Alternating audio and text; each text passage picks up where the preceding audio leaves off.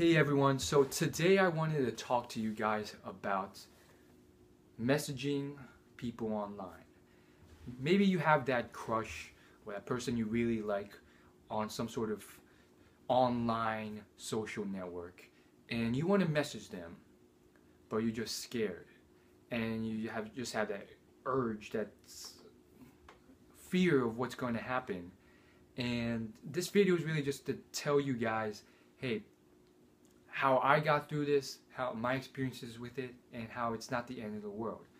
I really find this video very helpful and needed to be made because of all the experiences I've gone through and the potential out there if someone had come in and just told me, maybe even my future self, that it's all going to be okay, like it doesn't really matter. So, you're at this situation. First thing you want to do is just realize it's not the end of the world if something goes wrong. If you're in an environment where you're going to see this person every single day, you probably don't want to go exceptionally hard. You don't have to just confess your love to them or tell them that you're exceptionally interested. Generally, the rule I've found is that the more you're going to see that person, the less you have to be so forthright and forward with someone. And the reason being, because you see that person so much, if something goes wrong where they're not interested, it can lead to awkward situations that may not be beneficial for you. If you're not going to see that person ever again, and it's just someone that you see at the subway or on a bus or on a parking bench, that's someone where you have to be more forward and upfront, because you never see that person again and they don't know why you're approaching them, and it can get very weird if they don't know what's going on. And that's the general principle. And again, that principle can be broken because it's just a general principle to follow. But again, since this video is focused on online interactions, I guess the biggest thing to do is just realize that it's not the end of the world.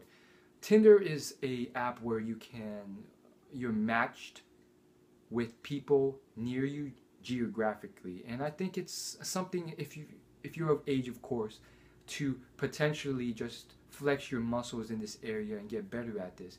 Basically what it does is you hit yes or no for all these different pictures of girls.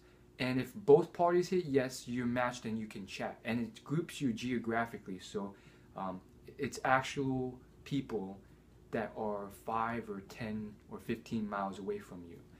And I think it's a useful thing for just getting used to messaging through a digital interface and realizing that, heck, if someone doesn't like you, it's not the end of the world. You just go along your ways.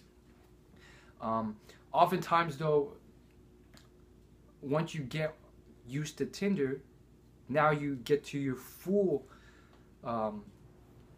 your real intention, which is oftentimes messaging that girl who's on Facebook or that guy on Facebook. And generally, the rule is that, in my opinion, you want to have some sort of human interaction if you can, because messaging online and stuff like that, it can work, but if you don't have a strong foundation, it can go really awry because you're just some random person online, or you don't have any real interactions and you're probably one of the 10 or 20 people that are randomly messaging this person. Now, that's not always the case. And I'm not going to lie, with online interactions, it can often be very superficial. So the better you look in your photos, the less creepy your photos are, the more friends that you have in your photos, all help you. And your personality in your bio and all these things can help. But generally, I definitely recommend you testing the playing field with people that are not specifically in that daily routine where you're constantly meeting or seeing them, and that way you can first off potentially find better girls that have much lower downside if you screw up or get rejected because you won't see them. And two, it just very much can lead to better results, and it can improve your conversational skills online. Now, as a disclaimer, you want to take my advice with a grain of salt, and in addition to that, you have to realize that any sort of electronic or digital interface is not a substitute for real life interactions. It's like the guy who thinks that he can just be effortless, flawless gentleman online, but be a complete train wreck in person and be fine.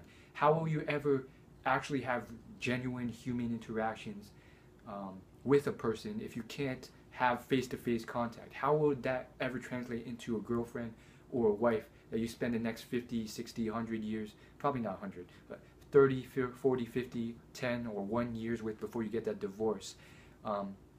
If you can't have just human interaction, then that's what you have to focus on first, not some sort of social interaction. It's more of a social digital interactions are more of a supplement rather than a substitute for human to human interactions.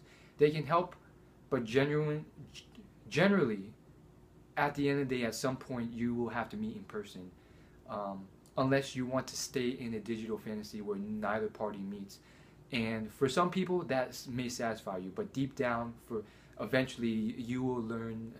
Your heart will tell the way whether you want something more. And most people, they ultimately want some sort of human interaction. So that's it. Thanks so much for watching. I hope this video helped. And long story short, there's different pathways for testing this out. And sometimes you just have to realize, like, if you get rejected, it's not the biggest deal in the world. So thanks so much for watching. See you guys later.